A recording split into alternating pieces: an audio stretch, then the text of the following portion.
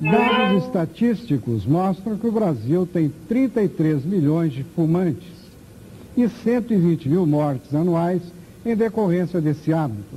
O quadro é muito lamentável, levando em conta que os órgãos de saúde promovem campanhas, alertas sobre os malefícios que o uso continuado do fumo traz ao ser humano.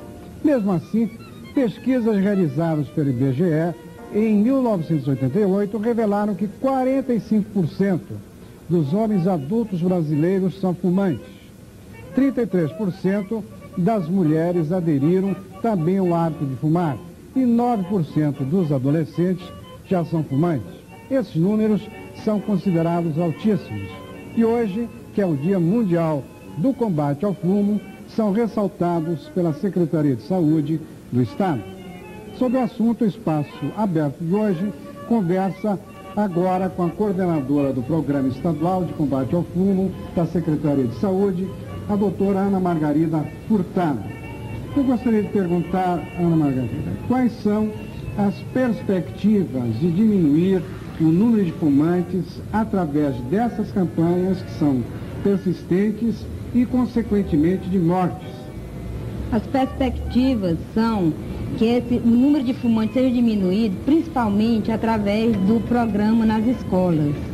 A prioridade do programa de combate ao fumo é atingir os adolescentes e as crianças, para que não se iniciem no hábito de fumar, pois sabe-se que é nessa idade que a pessoa adquire o vício.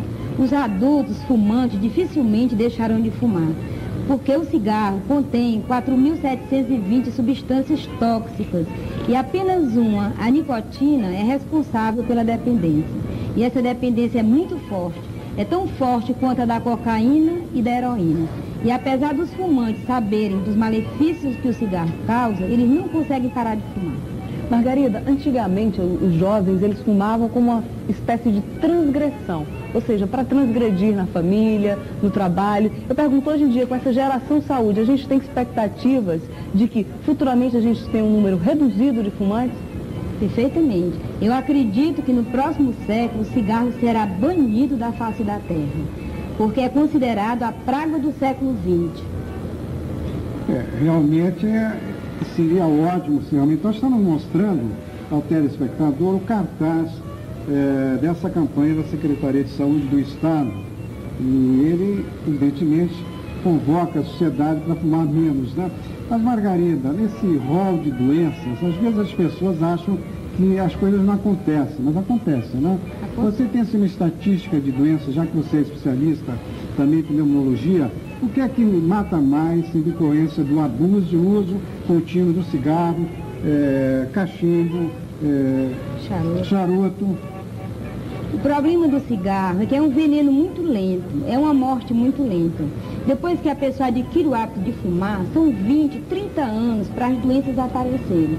As doenças mais comuns são o câncer de pulmão, 90% dos casos são causados pelo cigarro. A bronquite crônica, 80%, o enfisema pulmonar, 85%. Temos ainda o câncer de boca, de laringe, de esôfago, de pâncreas, de rins, de bexiga, até o câncer de mama e colo de útero. São 60 mil trabalhos científicos que comprovam esses dados. Margarida, perdão, quer falar? Gostaria de saber se é só o cigarro a causa de todo esse tipo de câncer. 90% deles a causa é o cigarro. Os outros 10% nós temos outros fatores. Nós temos os fatores hereditários, nós temos a poluição ambiental. Isso aí. Margarida, uma questão que me parece das mais graves é porque o fumante, além da dependência física, ele tem uma dependência psicológica e que é alimentada 24 horas por dia, seja na televisão, seja no cinema. Nós falávamos de Casa Blanca anteriormente. Como lutar contra isso? Bom, os americanos inventaram, em 1990, um adesivo à base de nicotina, porque está provado que o que predomina no vício do fumante é a dependência física, a dependência da nicotina. Mas a psicológica existe? Existe em menor escala. Agora, é claro que tem pessoas que predominam a psicológica e outras predominam mais a física, mas em média... Se essas fórmulas mágicas, tipo adesivos, isso funciona mesmo? O adesivo, ele funciona, é apenas ajuda, né? Ele funciona se a pessoa estiver disposta a parar de fumar. Se a pessoa não tiver, ele não vai ajudar, não. Tem que ter a decisão. Parar de fumar é uma decisão inteligente. Agora, além dessas campanhas nas escolas, que as crianças estão pressionando os tios, os pais, os mais velhos a não fumarem, que outro tipo de trabalho vocês têm desenvolvido hoje para combater o fumo? Nós desenvolvemos ontem o primeiro Light Bike Saúde, que é um passeio ciclístico e foi muito bom, teve a participação de 2.000 ciclistas, porque a gente sabe que é incompatível o fumo com o esporte, né? Uhum. E a geração atualmente, essa nova geração dá muito valor ao esporte, porque essa geração é inteligente, quer ter mais saúde e viver mais. Certo. Agora, uma coisa que me preocupa, por exemplo, eu não sou fumante, mas parece que você fuma tanto quanto um fumante, ou seja, o fumante passivo. Eu queria que você explicasse um pouco para o telespectador o que é ser um fumante passivo. Essa é uma pergunta muito importante. Realmente, quem não fuma, mas que convive em ambiente fechado com o fumante, é chamado fumante passivo e está sujeito às mesmas doenças que vitimam os fumantes. Para vocês terem uma ideia, somente nos Estados Unidos, a cada ano, são 3.000 mortes só de câncer de pulmão em fumantes passivos. Como é que eles conseguem ter esse tipo de estatística? Assim, porque eu sei que lá agora é proibido fumar em restaurantes e em ambientes fechados. Não há possibilidade de as pessoas fumarem mais nos Estados Unidos, em ambientes fechados. Restaurantes seria até o sujeito é convidado a sair, né? Mas essa estatística é assombrosa, né? E as pessoas não se tocam com isso, né? Embora se irritem, eu me irrito. Se eu estou num ambiente fechado, alguém fuma, eu peço para não fumar. Mas muitas vezes a gente não é compreendido. É até agredido por isso. Pois é, inclusive eu gostaria de colocar que o programa não combate o fumante. O fumante, ele é um doente, ele é vítima da epidemia tabágica. E não se combate uma epidemia atacando suas vítimas. Nós combatemos o fumo, nós combatemos o cigarro. Agora, o fumante, ele tem que entender que ele não pode fumar em ambiente fechado, porque ele está prejudicando o seu companheiro, o seu vizinho. Ele pode fumar. Cada um de nós tem o direito de consumir os anos de vida como a gente quer. Agora, nós não podemos prejudicar os nossos vizinhos. Margarida, você sente, sinceramente, que há interesse por parte do governo federal de acabar com o cigarro, com o vício do cigarro? Porque se ele quisesse, de fato, acabaria todas as propagandas nas televisões, acabaria toda a merchandising dentro das novelas, dentro do cinema. Como é que funciona isso? Você acredita, sinceramente, que há interesse do governo? Não, o governo não tem grande interesse. Porque o governo arrecada muito dinheiro. 40% do IPI vem do cigarro. Então, o governo também não valoriza muito a vida humana. Apesar de que está provado que gasta muito mais com as vítimas do cigarro. Sim, e a questão do merchandising que a Tânia disse aí realmente é muito importante, porque é um veículo primordial através da mídia televisiva. Você pode notar que em determinadas novelas os indivíduos fumam muito. Aquilo, a indústria, evidentemente, está por trás disso tudo, né? Mas você distribuiu um folder muito interessante que tem o título Mãe, não fume durante a gravidez, né? Como é isso? Realmente faz mal, está constatado, as mulheres que estão gestantes já têm consciência disso? Mas existem pessoas, eu presenciei alguns casos de fumantes que no período de gestação abusam do cigarro. Dá uma explicação também sobre isso aí, aproveitando. Acho que é a própria natureza, né, para proteger o filho. Porque realmente a gestante, quando ela fuma, ela está cometendo um crime. Apesar de não ser assim uma coisa muito consciente. Porque os malefícios passam através da placenta, cordão umbilical para o feto. E esse feto já vai nascer com menor peso, um menor perímetro cefálico e o mais grave, ele nasce com déficit de inteligência. Tem trabalhos norte-americanos que mostram que há um atraso de 7 meses na alfabetização. Uma criança que resulte, né, de uma mãe fumante durante toda a gravidez, ela terá uma deficiência de inteligência já provada. Já provada. E eu também estou lendo no folder que o parto, você diga isso, porque pode ser que alguma gestante esteja nos ouvindo. O que é que acontece no parto com as mulheres que fumam demais? Bom, também nós temos, o número de abortos é aumentado e a natimortalidade, até na ocasião do parto, pode acontecer. Eu queria agora, já que a gente não pode contar tanto com o governo federal no combate ao fumo, vamos atuar na sensibilidade das pessoas que estão nos assistindo. É verdade que o cigarro, ele causa impotência? Perfeitamente. Masculino. Impotência masculina. Claro, Tem trabalhos que mostram que o número de pessoas impotentes é muito maior entre fumantes do que entre não fumantes. E as mulheres, é bom que se diga, dá envelhecimento precoce. A menopausa é precoce, o aparecimento de rugas também é precoce. Frigidez, não. Não conheço. Sexual. Eu desconheço o trabalho com relação a isso aí. Eles não fizeram essa pesquisa, não. Fizeram a pesquisa. Pode ter feito. Só Agora, que... vamos que você repita isso. Isso é interessante, esse dado. Quer dizer, um homem que fuma habitualmente, que é inveterado fumante, e que bebe, porque tem que associar o cigarro à bebida, né? Quase sempre, né? Quer dizer que ele fica impotente, está provado. Aliás, todas fica as ou drogas... tem menos performance que os que não fumam? Exato. Todas as drogas diminuem a potência, né? E quando você soma, aí a coisa fica mais grave. Se você juntar o cigarro com a bebida, que também é uma droga, só que o cigarro e a bebida são drogas legalizadas e as outras são ilegais. Agora, o Dalcio falou na bebida. É verdade que a bebida, ela potencializa o efeito do cigarro? Potencializa os malefícios, né? As substâncias cancerígenas, a absorção é muito maior na pessoa que é alcoólatra e que fuma. Olha aí, eu me recordo disso. Tem que ser necessariamente alcoólatra? Você falou da nicotina, né? Nicotina, faz a monóxido de dependência, carbono, hidrocarbonetos aromáticos, aldeídos e outras substâncias mais. Nós temos 4.720 substâncias tóxicas no cigarro. É incrível, mas você falando nisso, eu me lembrava dos velhos e veteranos jornalistas, quando eu cheguei aqui, menino, 15 anos eu conheci jornalistas aqui, que infelizmente todos eles fumavam excessivamente, bebiam excessivamente. Que era um tipo de jornalismo que naquela época achávamos que os jornalistas tinham que ser assim, meio boêmio, né? Pois todos morreram de câncer de pulmão ou de fígado, etc. É muito importante esse depoimento dele, né? Porque geralmente a pessoa, quando tem uma coisa, não associa. Quando tem uma doença grave, não associa ao cigarro. Mas geralmente é o cigarro. Agora, você tem falado muito aqui do cigarro. E o rapé, outros tipos por exemplo, no interior ainda o hábito de mascar o fumo mesmo, aquele fumo de rolo. Eu tenho falado mais no cigarro. Que tipo de provoca também tudo isso? Provoca, mas eu tenho falado mais no cigarro porque o século XX é o reinado do cigarro. O século passado, o século XIX, foi o reinado do charuto.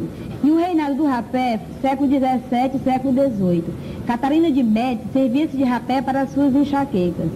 Mas todos causam malefício. Só que o cigarro é pior do que o charuto e o cachimbo e o rapé, porque destrói os pulmões, destrói os alvéolos pulmonares, levando ao enfisema. Agora é importante também falar, eu me lembrei, como é que surgiu o cigarro. O homem aprendeu a fumar com os índios. Colombo chegou a Cuba no século XV e encontrou os nativos, que eram os índios, fumando. Só que eles fumavam de uma maneira bem diferente do homem de hoje, somente os pajés que fumavam.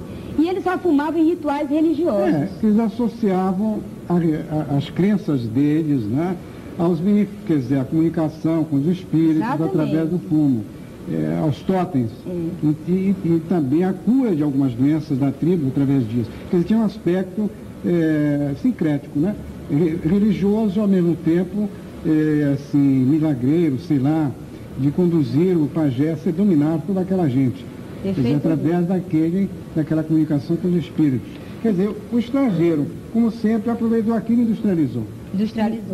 Inclusive, toda essa porcaria com ele. Inclusive, nós quase dizimamos os índios, mas eles nos deram o troco, né? Nos deixaram o tabaco. Agora, Margarida, e onde entra nessa história Souza Cruz? A Souza Cruz. Bom, a Souza Cruz, principalmente. Souza Cruz foi um português que chegou no Brasil no final do século passado, com apenas 15 anos de idade, com um irmãozinho a tiracolo, muito pobre, e ele trabalhou duramente durante 18 anos numa fábrica de fumo. E a partir daí, em 1903, ele fundou seu próprio negócio, criou a primeira fábrica de cigarro do Brasil, em 1903. E ele era uma pessoa muito inteligente, porque ele dava o nome do cigarro, nome de mulheres. O primeiro cigarro foi Dalila. E em 1930 surgiu Yolanda. Eram vários nomes de mulheres. E Yolanda posou nua para o layout do cigarro. Então, em todas as tabacarias do Rio, os homens chegavam e pediam: eu quero a loura infernal, que era a tal da Isso é Yolanda. interessante você esse resgate, né, da publicidade dos nossos primeiros cigarros, né? Eu não estava bem a par, nem me lembrava disso, quer dizer, esse apelo, né, a uma sensualidade, sei lá, através do cigarro. Bom, mas nós estamos contando, vamos já fazer o seguinte, voltar ainda à campanha, porque hoje começa essa semana, né? Hoje começa Não, a semana começou dia 25 e o encerramento dela é hoje, que é o dia 31 de maio. Hoje termina a campanha. Hoje termina às 2 horas uma palestra na Secretaria de Saúde do Estado, métodos para parar de fumar. E após a palestra, a secretária de Saúde, doutora Ana Maria Cavalcante, vai oficializar a Comissão Cearense de Combate ao Fumo e o Programa Estadual de Combate ao Fumo. E bem como premiar a melhor frase, o melhor slogan contra o fumo. Ah, muito bem. Bom, mas eu queria registrar que nós temos mais uma convidada, que é a médica Valéria de Góes, que é presidente da Sociedade de Pneumologia do Ceará. Ela está aqui conosco. Eu também perguntaria, nós estamos conversando muito sobre as consequências danosas do vício, né, do tabagismo, e a senhora, que é especialista também nessa área, seria interessante que revelasse ao telespectador que tudo isso é feito em benefício da saúde do ser humano, né? E também um dado que foi há pouco nós conversávamos antes de vir para cá, em que as mulheres hoje estão fumando mais que os homens, né? Eu gostaria que a senhora desse um depoimento sobre isso, sobre os malefícios das doenças e se essas campanhas realmente podem diminuir o número de fumantes. Bom, o fumo, ele é responsável direta e indiretamente por mais ou menos 25 doenças, né? As principais que a gente relaciona mais são as doenças respiratórias, que daí é a nossa área. Queria registrar que a Ana Margarida também é vice-presidente da Sociedade Cearense, né, de Fisiologia e Pneumologia. Pois sim, então as doenças respiratórias, que são as mais relacionadas com o fumo, a bronquite, o câncer de pulmão, o enfisema, mas também a outra, na parte das doenças cardíacas, que são as insuficiências coronarianas e o infarto do miocárdio. E outras que, em geral, não se relacionam logo com isso, que são os cânceres do tubo digestivo, principalmente, né? Então, de boca, de laringe, de esôfago e até câncer de bexiga e de próstata, tão relacionados também por causa do fumo. Além disso, doenças vasculares periféricas, né, nas pernas, impotência em homens, também relacionada com fumo, que não tem assim uma relação direta, mas que indiretamente ela vai ocasionar. Quer dizer, quando a gente fala em fumo, não pensa logo que a impotência pode ser gerada pelo fumo, mas isso aí é uma consequência importante. As campanhas, todo o trabalho que vem sendo feito, hoje a gente direciona mais para a parte educativa mesmo, porque uma vez já instalado aquele hábito de fumar e tudo, a Ana Margarida já deve ter falado, fica muito difícil você reverter esses efeitos. Para você ter uma ideia de uma pessoa que fuma, depois quando para de fumar, o pulmão só fica livre dos efeitos do fumo mais ou menos 13 anos após cessar o fumo. Então veja, o interessante é a gente fazer com que as pessoas conheçam e se diminua a entrada no fumo, né? Os adolescentes não fumarem, porque depois do quadro já instalado fica difícil a pessoa deixar e também difícil de contornar essas situações determinadas por ele. O fumante viciado, qual o conselho que a senhora daria?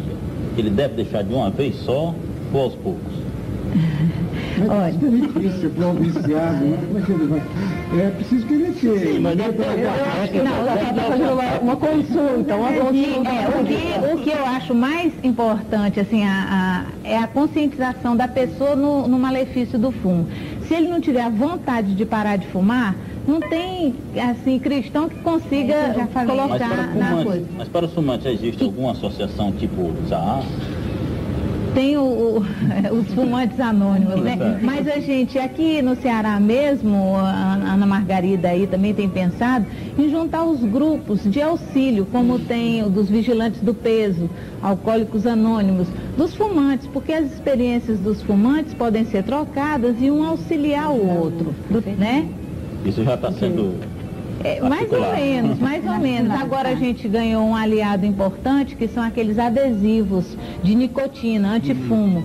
Então a pessoa já com uma muleta desse daí, fica mais fácil também com que ela... Colocar de lado a outra muleta. Doutora Valéria, nós tivemos uma campanha forte, que é aquela Apague essa ideia. Depois tivemos uma campanha ainda mais interessante, que era a campanha do Sinfrônio, que tinha que fumar era brega, fumar era isso, era cafona e tal. Agora, ela falou que vai ter uma escolha de uma frase. Essa frase escolhida vai servir de slogan para as próximas campanhas? Porque aqui tem frases muito interessantes, como por exemplo, fumante, quanto mais você traga, mais intragável você fica. Então, essas frases vão servir para slogans de campanha ou como é que vai ser? Eu acho que pode servir perfeitamente para isso, para campanhas, porque essas frases daqui foram de pessoas da Secretaria de Saúde e de outras pessoas. Até meus filhos, quando souberam disso, quero botar uma frase, né? Os estudantes da Faculdade de Medicina colocaram frases lá. Então são coisas nossas e nessas frases tinham muita coisa colocada referente aos nossos hábitos. Então pode ser colocado como uma coisa regional. Essa que você está falando foi nacional, né? Posso até complementar a pergunta dela? Porque com relação... Foi do Ziraldo, né? Essa frase? Não, outra Fumar é Brega, né? Fumar é Brega foi da campanha nacional, mas essa aqui é nossa, faz parte da comemoração do dia 31 de maio, hoje, da Secretaria. Porque nós fizemos uma semana de combate ao fumo, que começou dia 25 e vai se encerrar hoje, né? Isso é um concurso de frases contra o fumo, e nós conseguimos 868 frases. Dessas, nós estamos escolhendo as 10 melhores, e hoje vamos premiar a primeira com uma passagem aérea para Natal e de volta, que foi doada pela Petrel. Agora, eu quero pedir perdão realmente do Ziraldo, dessa campanha, né, do Fumar é Brega. Agora, uma outra coisa, já que a gente já tem uma estimativa de que os jovens possivelmente não serão fumantes, uma vez que eles estão muito relacionados agora com a questão da saúde, de transar bem o corpo, as campanhas nas escolas estão cada vez mais fortes, os efeitos cada vez mais fortes. Então o momento agora seria de pelo menos pedir para que os fumantes respeitem os que não querem fumar. Seria isso? Perfeitamente. E a gente também pediria que os fumantes, no dia de hoje, que é o Dia Mundial de Combate ao Fumo, é comemorado no mundo inteiro, procurassem não fumar pelo menos no dia de hoje. Olha, em relação a isso, eu estive lendo um artigo do Dr. Rosenberg, que é um dos maiores estudiosos em fumo aqui do nosso país, né? Então ele falando sobre a poluição ambiental que o fumante causa. Então, se colocando o seguinte, que no ato de fumar, você tem duas coisas. Um é a poluição que o fumante leva ao ambiente, ele aspira, traga e devolve uma parte do que ele aspirou para o meio ambiente, né? E a outra é da própria fumaça, que ele chama de corrente secundária, que quando ele está aqui com o cigarro parado, então aquele vapor, aquela corrente fica emanando, né? Então aquela dali é riquíssima em comparação com o que o fumante aspira, né? Essa questão assim, eu fumo, mas não trago, isso daí para o ambiente e para quem está vizinho é pior, porque quem não traga, ele devolve mais substâncias para o ambiente do que aquele que traga. O que traga polui mais individualmente a si próprio, né? Interessante. Realmente uma observação muito correta, porque as pessoas tinham aquele mito de que não tragava, não faria tanto mal, mas faz ao vizinho. Pois é. E a ele próprio também, ele é fumante passivo e ativo. E ativo ao mesmo tempo. Bom, muito obrigado às médicas que estão conosco, a doutora Valéria, a doutora Margarida. Parabéns à Secretaria de Saúde do Estado, que a campanha se encerre hoje. E você, se fume, deixe de fumar, se quer viver mais e quer evitar as 25 doenças que foram aí ditas pela doutora Valéria Góes. Muito obrigado, boa tarde, até amanhã a partir do meio-dia.